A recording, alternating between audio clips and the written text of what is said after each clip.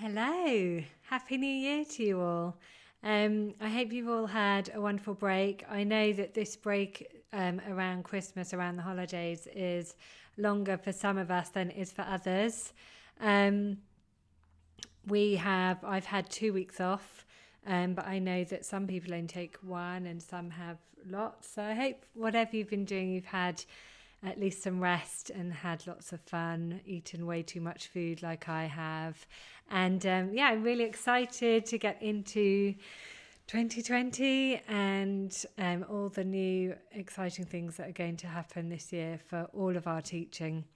Um, so we're kicking it off with these foundations workbooks. If you're on, just let me know. I can see someone's watching. I can't see who it is. Um, so we've got these new foundations workbooks. I just want to give you a little bit of background around them. So the first two that I'm releasing, one from Foundations 1 and one from Foundations 2. I have taught both of these for quite a long time, probably a good couple of years. But I've never released them as such because I haven't always been 100% happy with how they progress from the storytellers workbooks, especially where someone has done the reading, the note reading and storytellers, and how that moves on to Foundations 1, etc. So I've had to have a really good look at the content, at what they're learning within the workbook. But most of all, actually, I've had to look really closely at, hi Ellie, Happy New Year. Most of all, I've had to look really closely at how these workbooks are designed for groups, because I think the little keynotes and the storytellers work really well for groups. They were designed purely with groups in mind. And then I think what happened was as the children progressed with their piano playing and what they could do, I kind of then thought, I'll take the fact that there is a theme or a topic that makes the workbook really cohesive, and where we can talk about lots of extra musical ideas, music theory and music listening, etc. I'll take that and put loads of pieces together to go with the theme. But these pieces essentially I have felt have been more like just normal solo method book pieces. There wasn't anything that was particularly group based about them. You could still differentiate, but actually by the time they're getting to this level, they should be playing hands together. So the differentiation is slightly more tricky because we're making things more challenging by having hands together, and we're making things easier by having an easier part for one hand. But by this stage, they should really be hand together. So what was happening is we were having these pieces that then we couldn't do much with in terms of the group dynamic, and they were just playing them kind of as solos. So that's kind of why I haven't been really quick to give over these workbooks to you. Hopefully know by now that there is a lot of thought that goes into all of this. And the result is I'm super pleased with how they've turned out. I'm really happy. And I hope you're going to absolutely love them. So who are these for? Well, these Foundations 1 and 2 books are for people that have got the kind of foundations, the keyboard geography secure. They're using their correct finger numbers consistently. Basically, they've been through storytellers. Okay, and if you get someone in new, if they're really good at kind of if they're good at their keyboard geography and they're kind of starting to put hands together, etc., they might well be able to start straight in Foundations 1. Okay, so I have looked at a few other method books so that I could give you a comparison, and I would say that we're looking at Piano Adventures 2A onwards. Okay, so kind of a mix between 2A and 2B for Foundations 1, and we and then progression is 3A. So yeah, those are the equivalent, I would say. So the headline features of these new workbooks, we still have topics, and these topics I have, as I say, I've taught before. The kids really like them. So Foundations 1, we do nursery rhymes, and we do it in a way that means that the students will kind of get an understanding of how a nursery rhyme is built, how it's put together, what makes it a nursery rhyme, what the features are. So not just learning to play them, but also just doing some analysis and using them to analyse music, because they're a great resource for looking at structure, looking at motifs, looking at sequences, etc. So, and also, essentially, when a student starts piano or, continues piano, they really love to be able to play pieces that they recognise.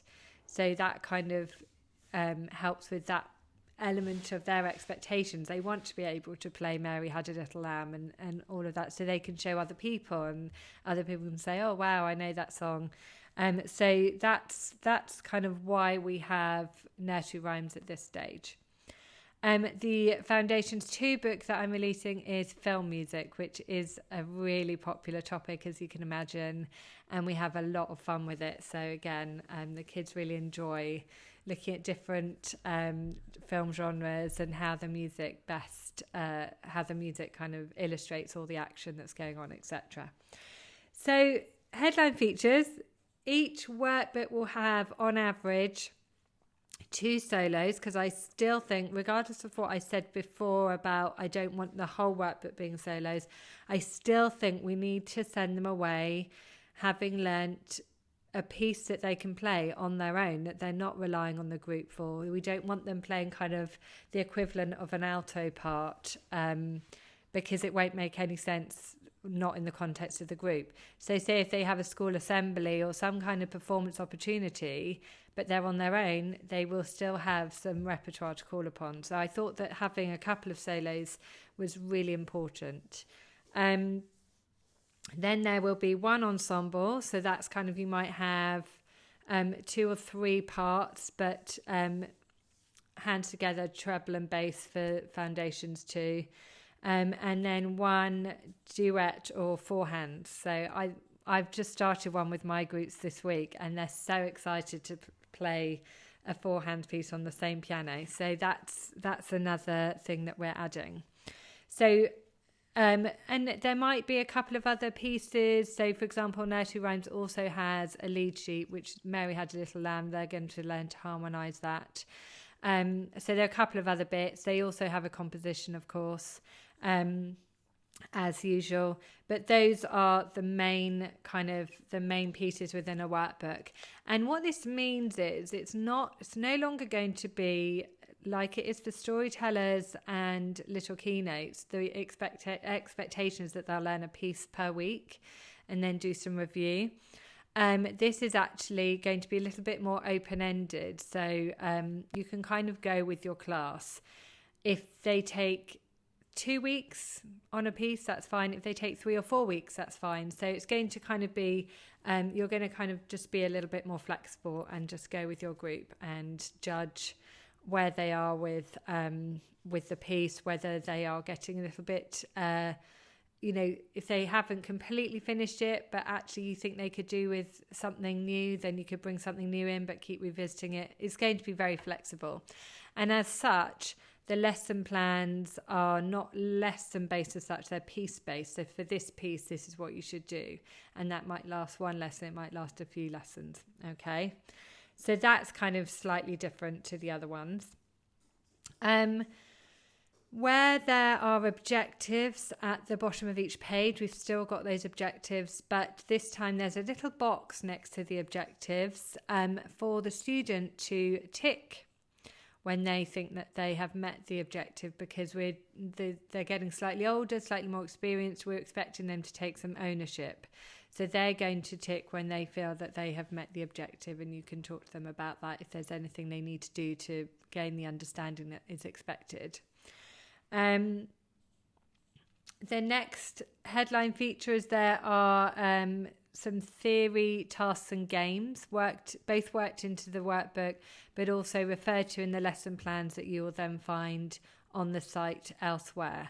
So the film music, but we've got a game called Leisurelands, and there will be a link that you click to get to the game. So it won't be within the workbook, but there are a few games in the workbook.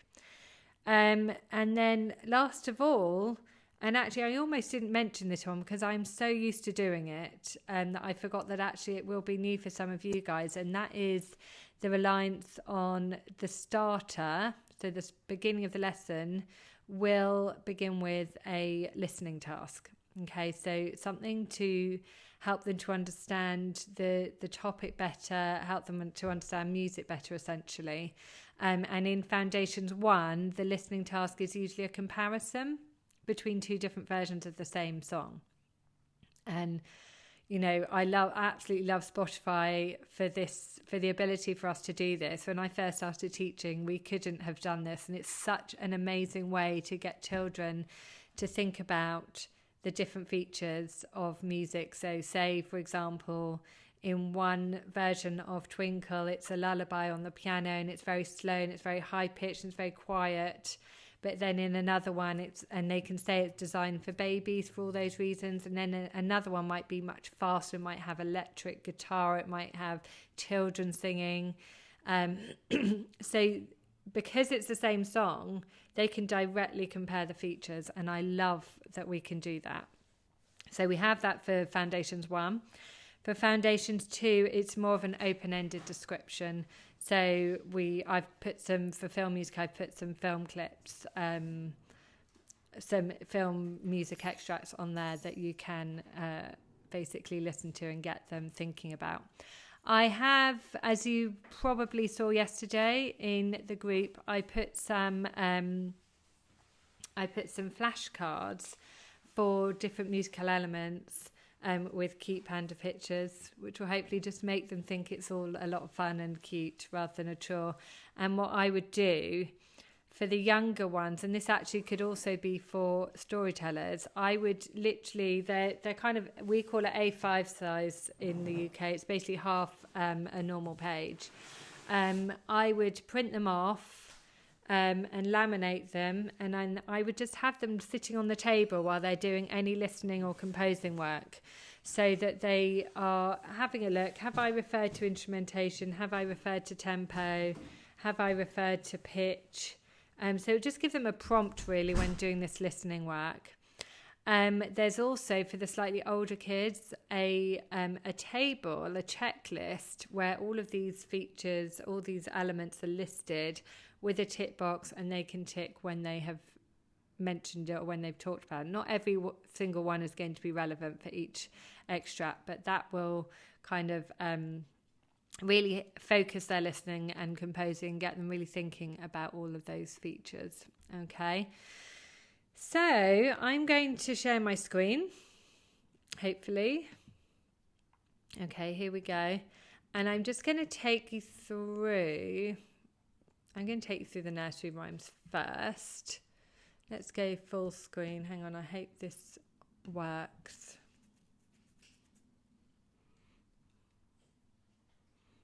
Okay. Here we go. So same kind of front cover as usual. And by the way, I have proofread these probably 100 times. So if you see anything that strikes you, it's probably that I've literally it so many times I can't see the mistake. So do please let me know, because I'd be mortified if there was a typo on there or something, especially since I've read over them so many times. So this is the first page. It's kind of the reference page that you would do in the very first lesson, where you're taking them through how to read notes of the treble clef. And then you're taking them through general features of nursery rhymes, okay?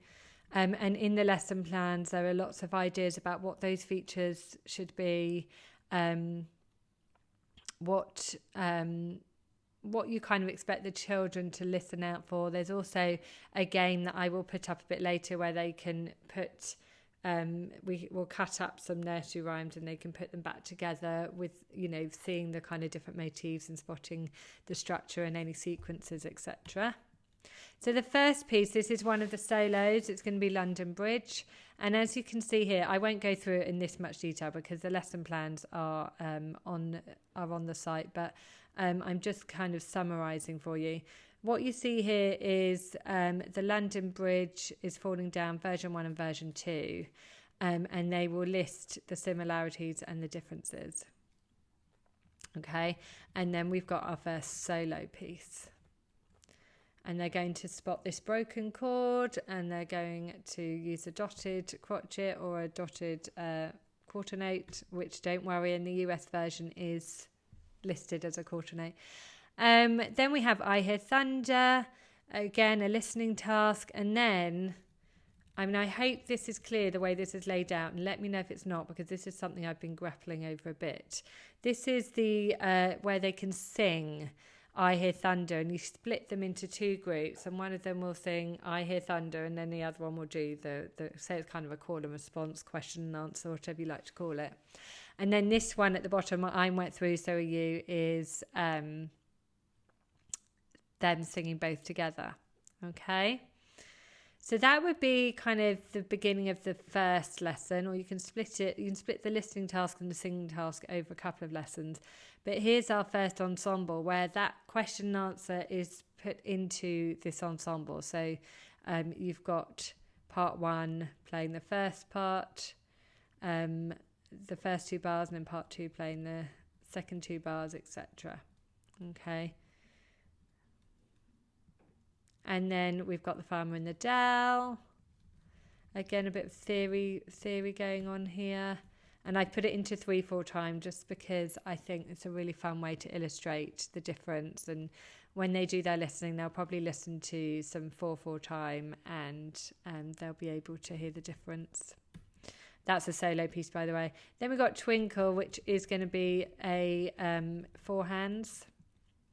So that's a primo and secondo. And you can see that these objectives at the bottom are have got the boxes next to tick when they've met them. So Mary Had Little Lamb, so they're learning C and G major in first inversion, and they are going to harmonise. There's a game that goes with this where they can hold up C and G for each other and move from a C to a G chord as needed. And then this is a super simple melody for them, so they'll be able to play that and then harmonise it. And then this is a composition, so I've done a opening 4 bars and they just have to complete. We talk about passing notes, they'll know about the notes of the chord, etc. Okay, and they can think of some lyrics if they want. So that is the nursery rhymes. If anyone has any questions, I think I'll be able to see them come up. Just let me know. And we've got these, the lesson plans. So it takes you through everything that you need to do. And it's got examples you can use from Spotify. I'm assuming that the Spotify songs are the same, international as they are here. But if you can't find the ones that I've quoted, then just you'll be able to find something, I'm sure. Differentiation. So after each lesson plan, I'm just going to actually I can do this, can't I?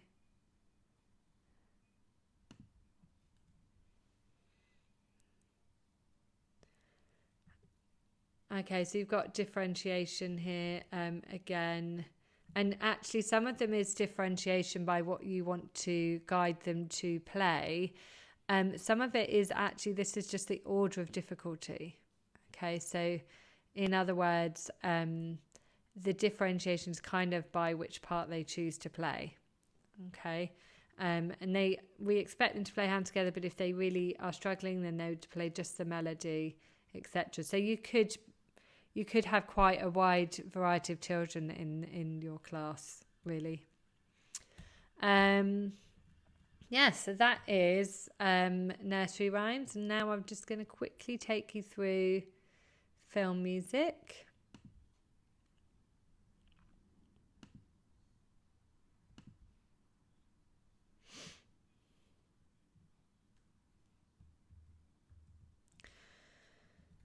So we have dinosaurs piece, and we have these spotlights here that take you through perhaps something that's slightly difficult they could do repetitions on, or a concept. This dinosaur song, for example, has lots of octave leaps. And so kind of going through the ledger line, like actually reading them, but also going through playing them. And there's a little ledger line task here. There's, as I said, a game called Ledger Lands to help them. And we are looking at the tonic and dominant in the left hand there. As you can see, in comparison to Foundations 1, it just gets a little bit more busy. We've got some hands, some little hands that show the kids where to move. And what else? Articulation, dynamics. It's just, you can see it's a step up from Foundations 1. Plus they're reading the bass clef, of course. Okay. We've got, so that one's a solo. This one's a solo. This is the Pirates. Okay. And this is a really nice one because this rhythm, this one works well playing it together, even though it is a standalone piece as well. And it's got, I taught this last term, and some of them tripped up over that left-hand rhythm, and we said mashed potato, and they love that because it's when you're playing a minor piece and it's about pirates, and then you're saying mashed potatoes, quite a funny juxtaposition. Okay, so then we have Aliens. This is a 3-part ensemble, and most of it, the first 2 parts anyway, are just in the right hand. The point of this is really to work on the ensemble, and it's a great effect once they get it right. So with lots of moving around. This is supposed to be the spaceman. Then we have the shooting stars, and then we have the aliens themselves. Okay, so they're learning in this piece how to play a chromatic scale. Again, in terms of the differentiation, this is done kind of by order of difficulty. So you can make any of those parts slightly more difficult by putting them in octaves, or someone could play the shooting stars part in their right hand and the spaceman part in their left hand if they wanted to. So you can kind of ramp it up. But the main point really is this kind of chromatic scale that they're going to be learning. Okay. Then we have Spy. Now this is a 4 hands piece.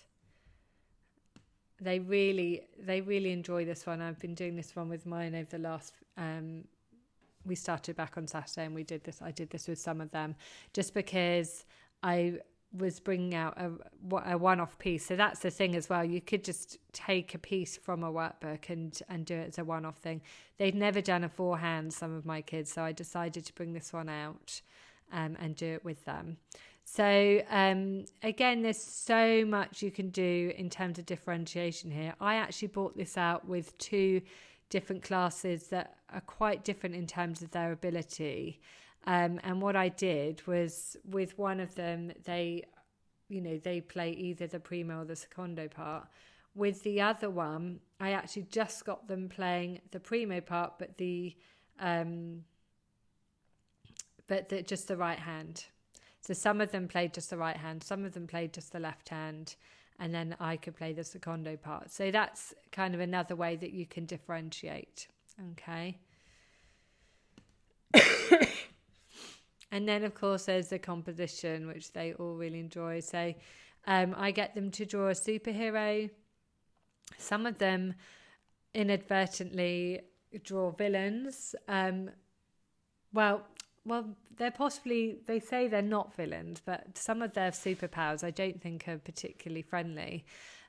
So I would say they do look a little bit more like villains, some of them, but they have a lot of fun. And then if you can talk to them about if their superhero can fly, well, then you want the pitch to kind of go up and down, etc. So they're kind of making music to represent the different superpower features that they have. Okay. So that is the film music. And again, like with nursery rhymes, you've got all of your lesson plans. Now, something I haven't done yet, and I've got to get on a videoing mission over the next few days, is recorded videos for each one. So I will be doing that. Let me just get back. I will be doing that over the coming couple of days. If you have any questions at all about any of these, I'm literally, after I finish this live, I will be putting adding the Foundations 1 and 2 products, they're called, to your Kajabi site, to what you can access. Okay, so you can download these straight away and have a good look at them. Just let me know if you have any questions, or just let me know what you think. Really, I hope you're going to love them. I've really enjoyed teaching certainly the topics, and then I think that these having the ensemble and the four hands is going to be great. I think that's everything I wanted to say. Does anyone have any questions right now for me? I can just stay on for a minute. If not, over the coming weeks, my plan is to work on the starters, particularly of the Little Keynotes workbook. So kind of, I guess, putting more games up. As you can probably see, I've been putting bits of games up recently. I put a couple of Christmas games up, but I want to put more and more up that will work really well with the group. I think what's really important is that there is some kind of cohesion between the workbooks and the games, and the aims of the lessons, and being able to achieve those aims through games as well. So that's why I know that some of you have access to games through other means, but I just wanted to make sure that they are kind of in keeping with not only all the branding stuff, but also the actual learning aims. Okay. So I'll be working on those. I'll be working on getting a couple of more of these Foundations books up, although hopefully you'll have enough to get on with for this time, because it should last at least 12 weeks, these books. And just generally building all of the resources. So I hope you all have a wonderful start to the term. I know quite a lot of you haven't started teaching yet, so best of luck, and I hope it all goes really well, and keep me updated, keep asking questions in the group, or sharing, not just asking questions, tell us what's going well, what you've enjoyed, and I'll see you soon. Bye.